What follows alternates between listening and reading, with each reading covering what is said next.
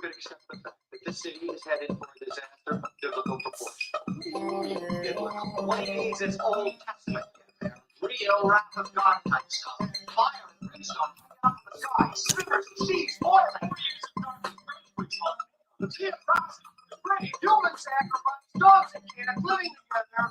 That's terrible.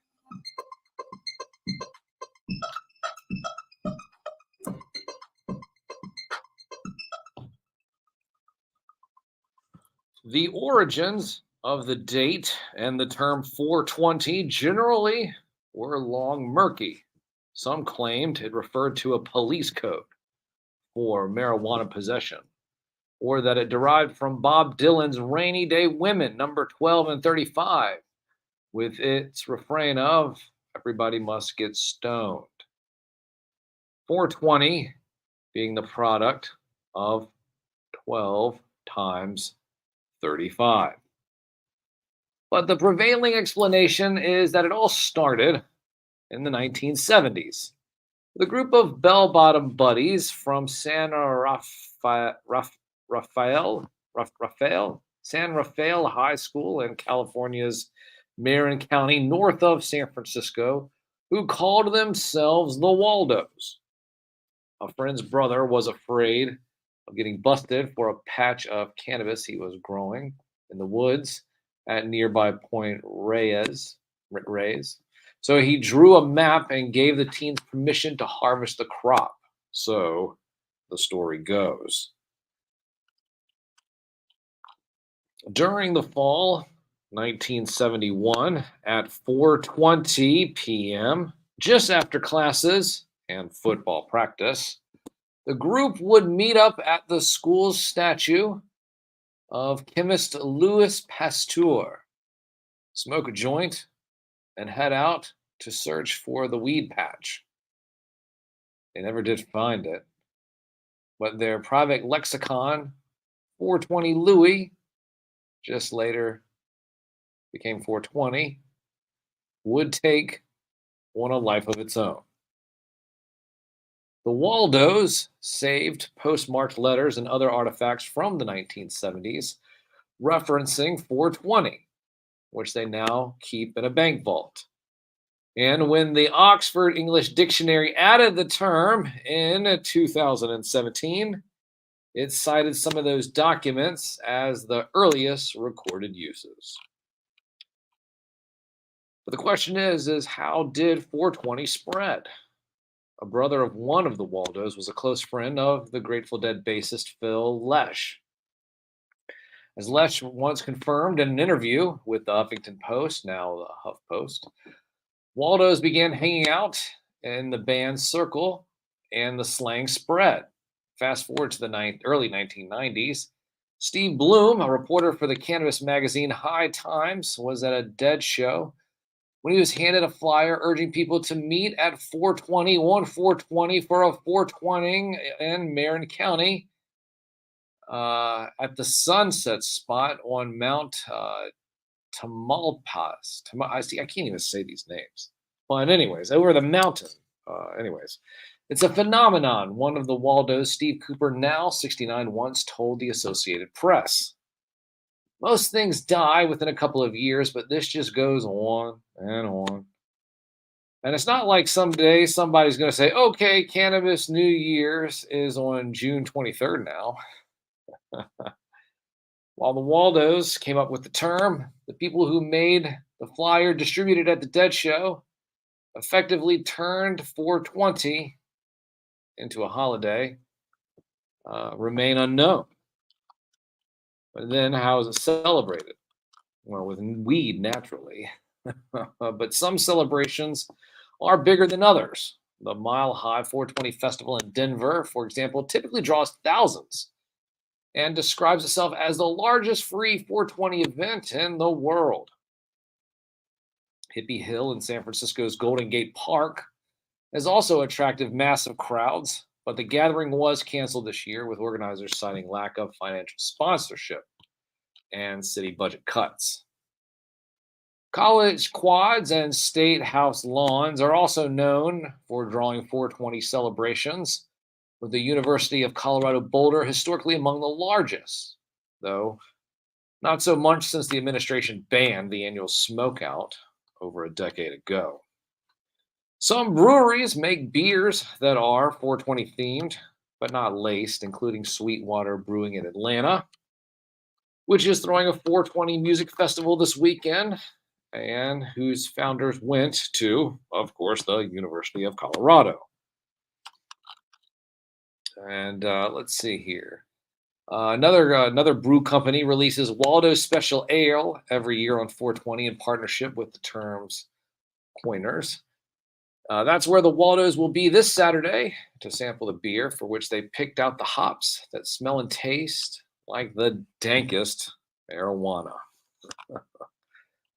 420 has become a big industry event, with vendors gathering to try out each other's products, with not only on 420, but events, including business events, all over the country throughout the entire year. But then, of course, there are the politics. The number of states allowing recreational marijuana has grown to 24 after recent legalization campaigns that succeeded in Ohio, Minnesota, and Delaware. 14 more states allow it for medical purposes, including Kentucky, where medical marijuana legislation that passed last year will take effect in 2025. Additional states permit only products with low THC, which is marijuana's main psychoactive ingredient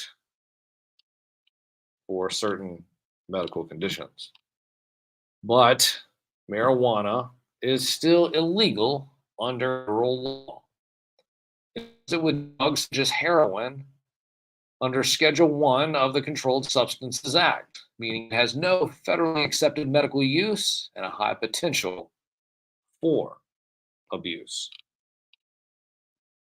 The Biden administration has taken some steps towards marijuana reform. The president has pardoned thousands of people who were convicted of simple possession on federal land and in the District of Columbia. The Department of Health and Human Services last year recommended to the DEA that marijuana be reclassified as a Schedule 3, which would affirm its medical use under federal law. According to the Gallup poll last fall, 70% of adults support legalization, the highest level yet recorded by the polling firm, and more than double the roughly 30% who backed it in the year 2000. So, of course, a lot of people said that it would never happen. And 420 these days, well, it's a mixed bag. Despite the legalization and the movement's progress, many smaller growers are struggling to compete against the larger producers. And many Americans are still behind bars for weed, aka cannabis, convictions. We can celebrate the victories that we've had. We can also strategize, of course. We can also strategize and organize to further the cause. Despite the kind of complacency that some people might feel, we still have work to do. We need to keep burning that shoe leather until we got everybody out of the jails and the prisons.